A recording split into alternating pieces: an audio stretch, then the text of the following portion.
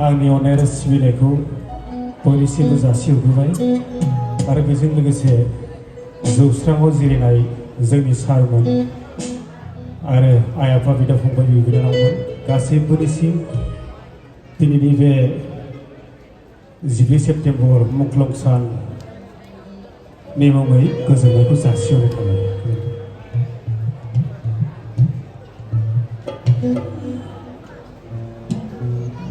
आलादा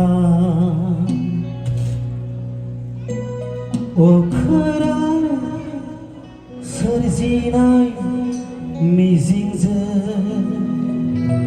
हानजा हानजायै जावरिखांबाय बर'आ हारि अनफावरि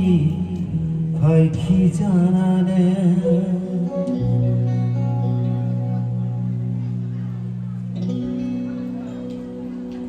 आलादा अखोरां सोरजिनि मिजिंजों हानजा हानजायै जावरिखांबाय बर'आ हारि अनफावरि फायखि जानानै आलादा अखोरां सोरजिनाय मिजिंजों हानजा हानजायै जावरिखांबाय बर'आ फायखि जानानै थागोन जेराव बुहुमनि सान अखाफोर जोंबाय थानाय हाथरखि अलंबारफोर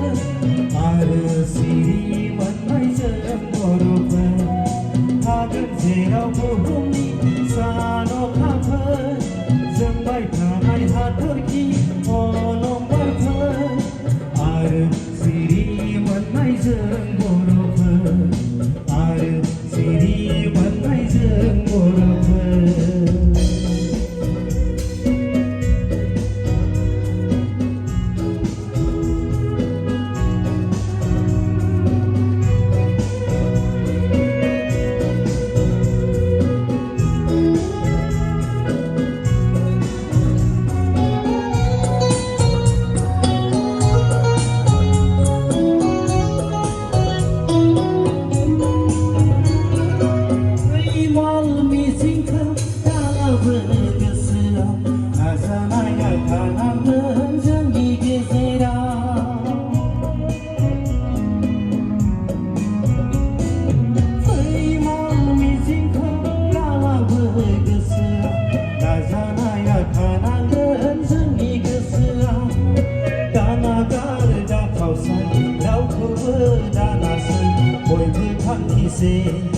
आवगायनाय मेंनो रोङै रौनिया जाना